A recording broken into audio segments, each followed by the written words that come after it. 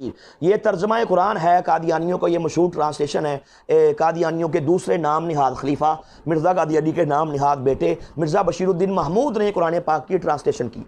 اس کے اندر میں نے انہیں قرآن پاک کی ایک آیت پیش کی، سورہ صفات۔ اس میں اللہ تعالیٰ فرماتا ہے، ترجمہ اس نے خود کیا، کہ حضور نبی صلی اللہ علیہ وسلم کے بارے میں جب کفار نے، مشرکین مکہ نے نعوذ باللہ یہ بلیم لگایا، یہ ان پہ ان کی ذات اقدس پہ یہ الزام لگایا کہ نعوذ باللہ یہ نبی تو شاعر ہے، یہ نبی تو معاذ اللہ مجنون ہے، تو پروردگار نے قرآن پاک کے اندر ان لوگوں کے منہ توڑے اور ان کو ان کے دندان شکن جواب دیے۔ اس آیت کے اندر اللہ تعالیٰ فرماتا ہے، اور کہا کرتے تھے، مشرکین کہتے تھے کہ کیا ہم اپنے معبودوں کو ایک شاعر اور مجنون نعوذ باللہ ایک پاگل کے کہنے پر کیسے چھوڑ دیں؟ اللہ نے فرمایا کہ حقیقت یہ ہے، سچائی یہ ہے کہ وہ یعنی کہ محمد صلی اللہ علیہ وآلہ وسلم کامل سچائی لے کر آیا ہے اور پہلے سب رسولوں کو سچا قرار دیتا ہے۔ اے منکرو، تم یقیناً دردناک عذاب چکھنے والے ہو۔ اللہ نے فرمایا کہ میرا نبی جو ہے یہ مجنون نہیں ہے، کیونکہ یہ بات اصول کی ہے، یہ بات طے شدہ ہے، یہ بات معیار نبوت میں سے ہے کہ کبھی بھی نبی کو پاگل پن کے دورے نہیں پڑ سکتے۔ نبی نعوذ باللہ معاذ اللہ پاگل نہیں ہو سکتا، اور جو پاگل ہو وہ نبی نہیں ہو سکتا۔ اللہ نے اس ٹاپک کو قرآن پاک کے اندر بیان کیا۔ میں نے ان کو دکھایا، یہ مرزا قادیانی کذاب کی کتاب ہے، روحانی خزائن وولیم نمبر 17۔ اس کے اندر اس نے اس بات کو لکھا، کہا چونکہ میں بھی اللہ کا نبی ہوں نعوذ باللہ، تو کہا اللہ نے مجھے یہی بات کہی جو نبی پاک کے بارے میں کہی تھی۔ اللہ نے مجھے کہا ایسا ہی خدا، یہ پیج نمبر ہے 419، اس میں کہتا ہے ایسا ہی خدا تعالیٰ یہ بھی جانتا تھا اگر کوئی خبیث مرض دامنگیر ہو جائے جیسا کہ جزام اور جنون، پاگل پن کی قسم پاگل، اور اندھا ہونا اور مرگی، تو اس سے یہ لوگ یہ نتیجہ اخذ کریں گے کہ اس پر اللہ کا غضب نازل ہو گیا۔ اس سے پہلے سے اس نے، اللہ نے مجھے یہ خبر دی، براہ نعمدیہ میں خبر دی، بشارت دی کہ ہر ایک خبیث عارضہ سے تجھے محفوظ رکھوں گا اور اپنی نعمت تجھ پر پوری کروں گا۔ کہا اللہ نے مجھ سے وعدہ کر لیا کہ اے مرزا قادیانی، تجھے مجنون نہیں ہوگا، تو مینٹل نہیں ہوگا، تو پاگل نہیں ہوگا۔ اس کے بعد میں نے ان کو یہ کتاب دکھائی، یہ میرے پاس روحانی خزائن وولیم نمبر 13، لکھنے والا مرزا قادیانی کذاب ہے۔ اس کے اندر میں نے ان کو دکھایا، اس میں اس نے ذکر کرتے ہوئے ایک بات کا ذکر کرتے ہوئے کہا، کہتا ہے مگر یہ بات تو بالکل جھوٹا منصوبہ ہے یا کسی میراکی عورت کا وہم تھا۔ کہتا ہے کہ جو میراکی عورت ہے اس کے وہم کی یا کسی جھوٹے منصوبے کی کوئی حیثیت نہیں، یہ اس نے بات لکھی۔ مت پتہ لگا کہ میراک کا اس نے ایک لفظ یوز کیا۔ ناظرین، میراک کسے کہتے ہیں؟ میراک یہ پاگل پن کی ایک قسم ہے۔ میرے پاس یہ ڈکشنری ہے اردو ٹو اردو، فیروز اللغات، یہ بڑی مشہور لغت کی کتاب ہے۔ اس کے اندر میں نے ان کو میم رے الف کاف کے اندر یہ دکھایا، یہ میراک کا جو ڈیفینیشن، جو تشریح جو بیان کی، اس کا مطلب بیان کیا، یہ میم رے میں دکھایا۔ اس میں آپ آ جائیں یہاں پہ میم رے الف کاف، اس میں لکھا ہے یہ ایک قسم کا، یہ مذکر لفظ ہے، ایک قسم کا مالی خولیا جنون۔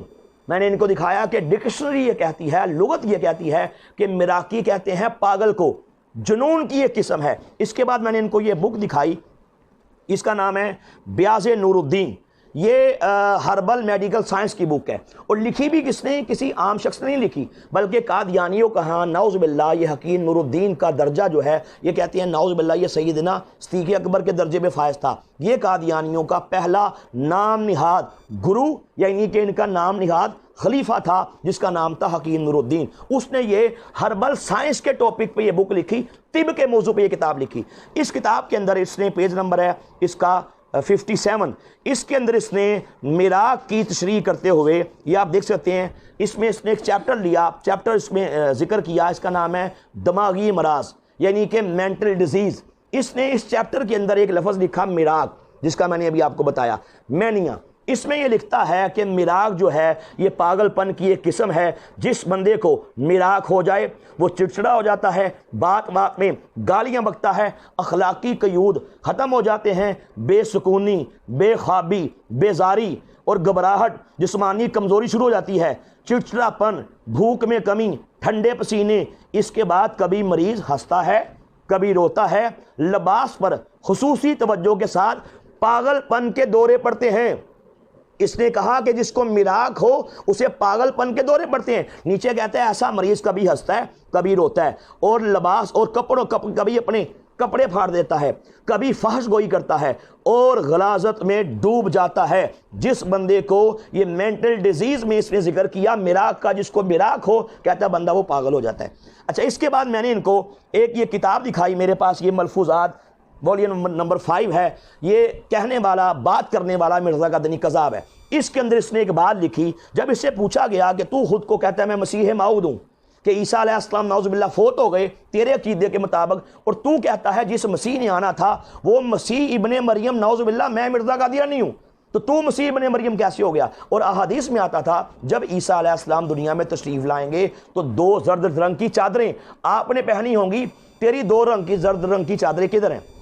اس میں والیوم نمبر 5 میں اس نے پیج نمبر ہے اس کا 31 اور 32, اس میں ناظرین اس نے کہا کہ 2 زرد چادروں سے کیا مراد ہے, یہ آپ دیکھ سکتے ہیں. اس میں کہتا ہے, لکھتا ہے, کہتا ہے دیکھو میری بیماری کی نسبت بھی حضرت صلی اللہ علیہ وآلہ وسلم نے پیشن گوئی کی تھی جو اس طرح وقوع میں آئی. آپ نے فرمایا تھا کہ مسیح آسمان پر سے جب اترے گا, اب پتہ چل گیا حدیث میں یہ بات موجود ہے کہ عیسیٰ علیہ السلام آسمان پر ہیں اور دنیا میں دوبارہ نزول فرمائیں گے. کہتا ہے جب آسمان پر سے اترے گا تو 2 زرد رنگ کی چادریں اس نے پہنی ہوں گی. اسی طرح مجھ کو 2 بیماریاں ہیں. کہا کہ چادروں سے مراد ہیں 2 بیماریاں.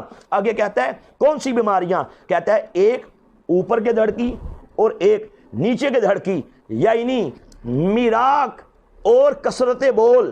کہتا ہے نیچے کے دھڑ کی یعنی مجھے ہر وقت پیچس کراتے ہیں, مجھے ہر وقت غلاظت میں ڈوبا رہتا ہوں. اوپر کے دھڑ کی یعنی کہ میراق. خود کہہ گیا کہ لوگوں میں پاگل ہو چکا, میرا دماغ کام کرنا چھوڑ گیا, مجھ پہ اللہ کا یہ عذاب آیا کہ میں مینٹل ہوں, میں پاگل ہوں. خود اس بات کو تسلیم کیا. میں نے مراق کی ڈیفینیشن مرزائی کتابوں سے ہی آپ کو دکھائی. الحمدللہ پتہ چل گیا کہ مرزا قادیانی کذاب کو ایک عام شریف انسان ماننا بھی یہ شرافت کی, عقل کی, سینس کی بھی انسرٹ ہے. اسلام کی تو انسرٹ ہے ہی. پتہ لگا کہ جو بندہ خود پاگل ہو چکا اس کے کسی بھی دعوے پہ کسی بھی بات پہ بلیو نہیں کیا جا سکتا. ہم مرزا قادیانی کذاب اور دجال پر لا تعداد لانتے بھیج کر لا الہ الا اللہ محمد رسول اللہ